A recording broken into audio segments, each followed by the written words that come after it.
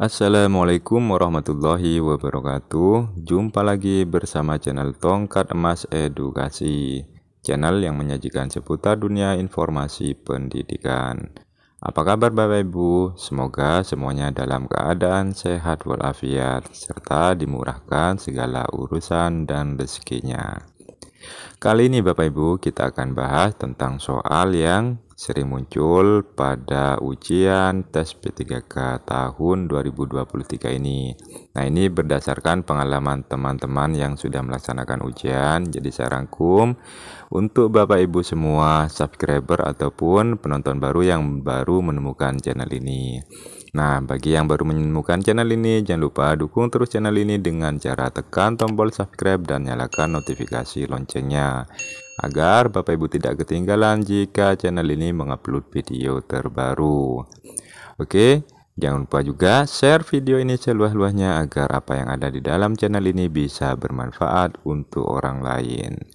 Dan bagi Bapak Ibu yang akan melaksanakan tes P3K tahun ini yang tinggal menghitung beberapa hari, ada yang sudah, namun ada juga yang belum. Saya doakan semuanya lulus dengan nilai yang sangat memuaskan, sehingga nanti Bapak Ibu bisa diangkat menjadi ASN P3K tahun ini.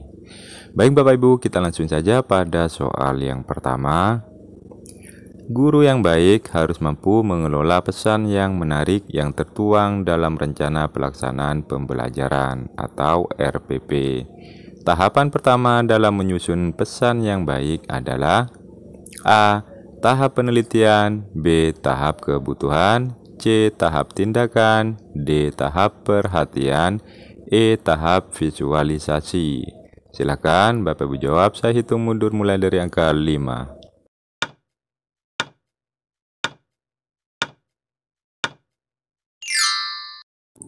Ya, jawabannya adalah D Bapak Ibu, tahap visualisasi. Mari kita bahas soal yang ini. Di sini kata kuncinya dalam soal adalah tahapan dalam menyusun pesan yang baik Bapak Ibu. Jadi berdasarkan tahapan tersebut, tahap yang pertama yaitu adalah apa kira-kira? Mari kita coba lihat di layar Bapak Ibu, saya tampilkan 5 tahapan dalam menyusun pesan yang baik. Yang pertama atau tahap pertama Bapak Ibu, tahap perhatian. Berikutnya tahap kebutuhan. Berikutnya tahap pemuasan. Yang keempat tahap visualisasi. Dan terakhir adalah tahap tindakan.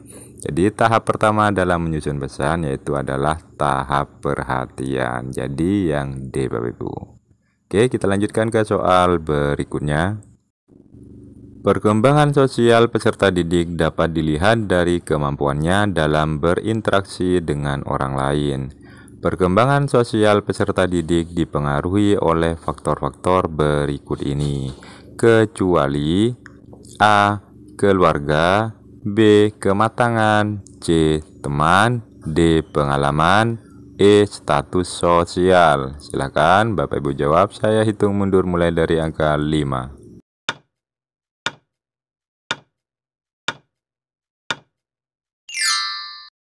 Ya, jawabannya adalah D Bapak Ibu, pengalaman. Mari kita bedah soal ini. Dalam soal di situ faktor yang mempengaruhi perkembangan sosial, kecuali Bapak Ibu. Mari kita lihat, saya tampilkan di layar. Beberapa faktor yang mempengaruhi perkembangan sosial peserta didik. Yang pertama Bapak Ibu, keluarga. Yang kedua kematangan, teman sebaya, sekolah, dan yang terakhir adalah status sosial ekonomi. Jadi yang tidak termasuk dalam faktor yang mempengaruhi perkembangan sosial peserta didik adalah pengalaman. Karena di situ tidak ada faktor pengalaman Bapak Ibu. Mudah sekali bukan? Mari kita lanjutkan ke soal berikutnya. Mengikat tali sepatu dan mengancingkan pakaian adalah perkembangan motorik halus yang dimiliki oleh anak berusia A. 4 tahun, B. 5 tahun, C. 6 tahun, D. 7 tahun, E. 8 tahun. Silahkan Bapak Ibu jawab, saya hitung mundur mulai dari angka 5.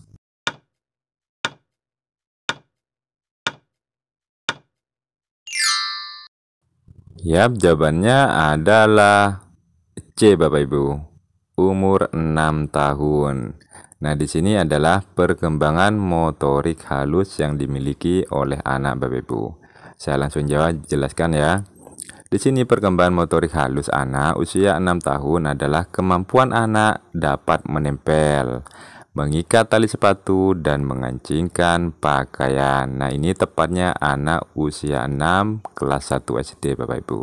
Nah, itu adalah perkembangan motorik pada anak umur 6. Maka jawabannya adalah C. Oke, kita lanjutkan ke soal berikutnya. Namun, seperti biasa, bagi Bapak Ibu yang baru menemukan channel ini, jangan lupa dukung terus channel ini dengan cara tekan tombol subscribe dan nyalakan notifikasi loncengnya, agar Bapak Ibu tidak ketinggalan jika channel ini mengupload video terbaru. Jangan lupa juga share video yang ada di dalam channel ini seluas-luasnya, agar apa yang ada di dalam channel ini bisa bermanfaat untuk orang lain. Baik Bapak Ibu, kita lanjutkan ke soal berikutnya. Sebelum memulai proses pembelajaran, Budamara meminta anak didiknya untuk mengisi sebuah angket yang berisi pertanyaan terkait kegiatan yang biasa dilakukan anak didik di rumah dan kebiasaan saat menghabiskan waktu. Hal ini dilakukan untuk mengetahui A. Motivasi peserta didik, B. Emosi peserta didik, C. Kemampuan awal peserta didik, D. Kondisi sosial peserta didik, E. Gaya belajar peserta didik.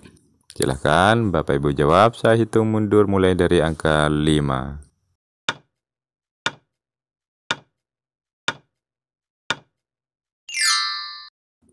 Yap, jawabannya adalah E, Bapak Ibu, gaya belajar peserta didik. Mari kita bedah soal dan jawabannya, Bapak Ibu. Di sini, Bu Namara menyiapkan angket yang diisi berkaitan dengan kegiatan anak di rumah, Bapak Ibu, serta saat menghabiskan waktu. Maka yang tepat atau yang paling sesuai jawabannya adalah kita lihat jawaban A. Motivasi peserta didik. Nah, jadi untuk mengisi sebuah angket, pertanyaan-pertanyaannya tidak akan mengenai tentang motivasi peserta didik. Maka jawaban A ini kurang tepat, Bapak Ibu. Sekarang kita lihat B, emosi peserta didik. Nah, angket ini pun tidak mungkin berisi tentang pertanyaan seputar emosi peserta didik. Maka yang B ini pun kurang tepat. Kita lihat jawaban C. Kemampuan awal peserta didik. Untuk mengetahui kemampuan awal biasanya dilakukan dengan asesmen, bukan melalui angket Bapak Ibu. Maka yang C ini pun kurang tepat. Kita lihat jawaban D. Kondisi sosial peserta didik. Kita lihat dulu pertanyaannya. Di sini ada kebiasaan saat menghabiskan waktu atau hal yang dilakukan di rumah peserta didik. Jadi, tidak mungkin sebuah angket menanyakan kondisi sosial peserta didik. Maka jawaban D ini pun kurang tepat. Mari kita lihat jawaban E. Gaya belajar peserta didik. Nah, salah satu cara untuk mengetahui gaya belajar yang dimiliki anak didik adalah dengan menggunakan angket Bapak Ibu. Jadi, angket gaya belajar anak. Di situ kita mengetahui gaya belajar anak melalui kebiasaan atau cara menghabiskan waktu di rumahnya. Maka yang paling tepat adalah E, Bapak Ibu. Oke, kita lanjutkan ke soal berikutnya. Media dan proses pembelajaran berikut sangat sesuai digunakan untuk peserta didik dengan gaya belajar visual, kecuali A. Mengunjungi tempat bersejarah, B. Diskusi dua arah, C. Handout, D. Multimedia, E. Poster. Silakan Bapak Ibu jawab, saya hitung mundur mulai dari angka 5.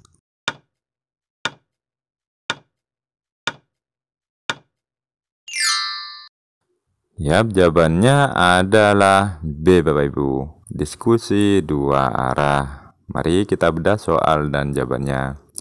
Di sini Bapak Ibu, kata kuncinya proses pembelajaran yang digunakan dengan gaya belajar visual. Nah, kecuali kita lihat jawaban A, mengunjungi tempat bersejarah. Jadi, mengunjungi tempat bersejarah, kita secara tidak langsung ataupun langsung menggunakan belajar visual Bapak Ibu, karena kita bisa melihat-lihat apa yang ada di tempat sejarah tersebut.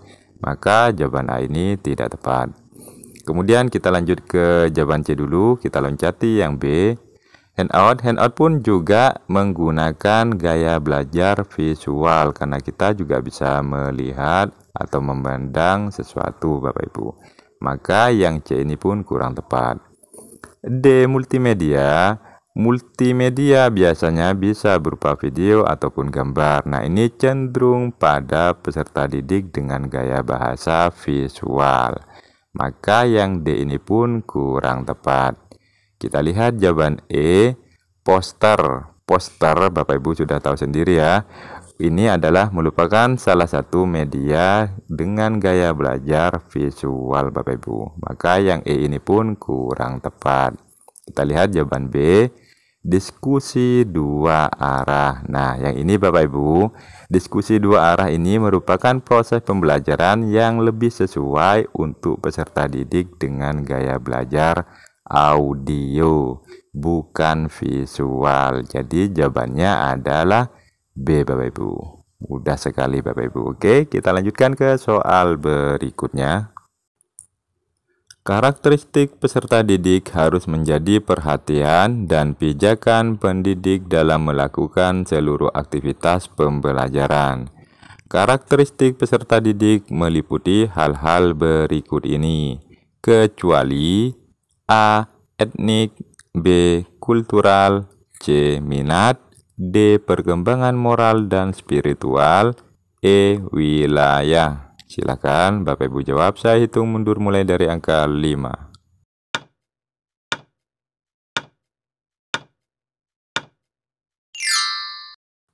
Yap, jawabannya adalah E Bapak Ibu. Mari kita bedah soal dan jawabannya. Di sini adalah yang ditanyakan Bapak Ibu adalah karakter peserta didik. Nah, jadi kecuali ya Bapak Ibu. Ingat ada kata kecuali. Nah, saya tampilkan di layar ya karakteristik peserta didik. Karena banyak yang komentar harus minta ditampilkan di layar biar lebih jelas katanya Bapak Ibu. Jadi enak untuk belajarnya. Baik, saya penuhi permintaan para subscriber ataupun Bapak Ibu yang menonton video ini. Baik, di sini adalah karakteristik peserta didik meliputi etnik, kultural, status sosial, minat, perkembangan kognitif, kemampuan awal, gaya belajar, motivasi, perkembangan emosi, perkembangan sosial, perkembangan moral, dan yang terakhir adalah spiritual juga perkembangan motorik Bapak Ibu. Oke, mungkin ini Bapak Ibu akan lebih jelas bagi Bapak Ibu yang mau belajar. Jadi jawabannya tidak ngarang ataupun mengada-ada. Jadi sudah ada bukti atau hal-hal yang bisa dijadikan sumber Bapak Ibu. Jadi berdasarkan ini, jawaban E yaitu wilayah tidak terdapat dalam karakteristik peserta didik Bapak Ibu. Jadi artinya jawabannya adalah E yaitu kecuali. Mudah sekali ya Bapak Ibu. Intinya dalam mengerjakan soal Bapak Ibu harus lebih teliti dan paham setiap soal maupun jawabannya sehingga Bapak Ibu tidak mengarang dalam menjawabnya. Jadi jawaban yang tepat dan pasti benar itu yang saya harapkan nanti jika Ibu melaksanakan ujian. Dan saya doakan semoga Bapak Ibu yang akan melaksanakan ujian bisa lulus dengan nilai yang sangat memuaskan sehingga nanti Bapak Ibu bisa diangkat menjadi ASN P3K tahun ini. Oke Bapak Ibu, mungkin itu saja yang dapat saya sampaikan. Semoga apa yang saya sampaikan meskipun tidak terlalu banyak soal-soal yang saya bahas kali ini karena adanya keterbatasan waktu, karena nanti saya akan tes wawancara Bapak Ibu, wawancara guru penggerak, maka saya singkat video yang saya buat ini. Oke, terima kasih atas segala dukungannya. Jangan lupa dukung terus channel ini dengan cara tekan tombol subscribe dan nyalakan notifikasi loncengnya. Sehingga nanti Bapak Ibu bisa mengetahui jika channel ini mengupload video terbaru. Oke Bapak Ibu, terima kasih atas segala dukungannya. Saya akhiri. Wassalamualaikum warahmatullahi wabarakatuh.